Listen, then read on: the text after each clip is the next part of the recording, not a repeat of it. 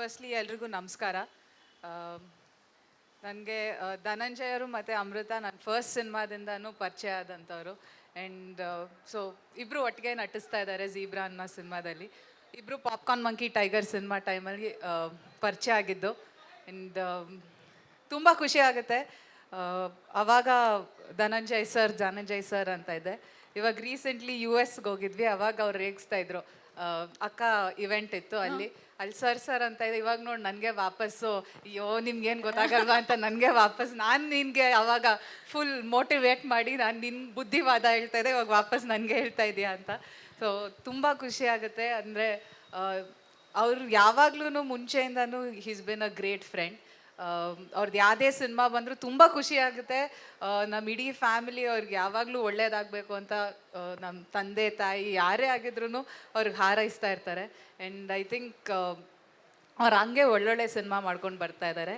And welcome to Bangalore Satyadev sir. And I think I mean, you like Bangalore, you like Karnataka people a lot. We are very happy to have you here and have the movie release in Kannada.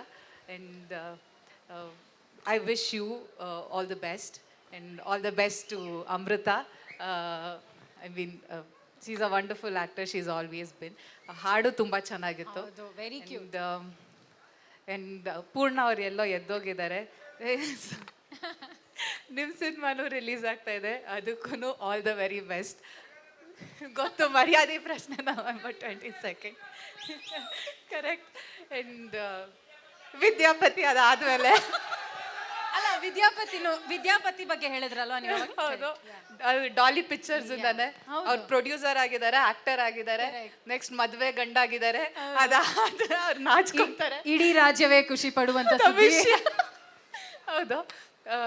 ಅದಲ್ಲದೆ next ಅವ್ರ ಜೊತೆನೆ ಮತ್ತೆ cinema ಮಾಡ್ತಾ ಇದ್ದೀನಿ ನಾನು, ಧನಂಜಯ ಅವ್ರ ಜೊತೆ. Next ಹಳಗಳಿ ಅಂತ, ಹಳಗಳಿ ಬೇಡರ ಬಗ್ಗೆ. ಸೊ ಅವ್ರ ಜೊತೆನೆ ನೆಕ್ಸ್ಟ್ ಸಿನಿಮಾ. ಅದು ಖುಷಿ ಆಗುತ್ತೆ. ಎಲ್ಲರೂ ಮಾತಾಡಿ ಸಪ್ತಮಿ, ಎಷ್ಟು ಕ್ಯೂಟ್ ಅನಿಸ್ತದೆ. ಮಾತಾಡಿ. ಓಕೆ, ಸೊ ಆಕ್ಚುಲಿ ನಮ್ಮ ಸಪ್ತಮಿ ಅವರ ಡೈಲಾಗ್ ಒಂದು ಹೇಳ್ಸೋಣ.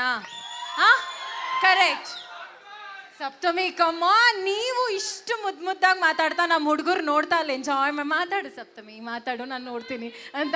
ಕಮಾನ್ ಗಿರಿಜಾ, ಕ್ಯಾರೆಕ್ಟರ್ ಶಿಫ್ಟ್ ಆಗಲಿ ಈಗ. ಕಮಾನ್. ಅವ್ರಿಗೆ ಬೈದಿರೋದು ಅಲ್ಲ, ಅಲ್ಲೆಲ್ಲ ನೋಡ್ಕೊಂಡು ಬೈದ್ಬಿಡಿ ಇವತ್ತು. ಅವಳು ಯಾವಳಾಗಿದ್ರೆ ನನ್ಗೇನ್ಸಿ, ನಾನು ನನ್ನ ಜೀವನ ಜೊತೆ ಆಟ ಆಡಕ್ಕೆ ಬಂದರೆ ಚೆನ್ನಾಗಿರಲ್ಲ ನೋಡು.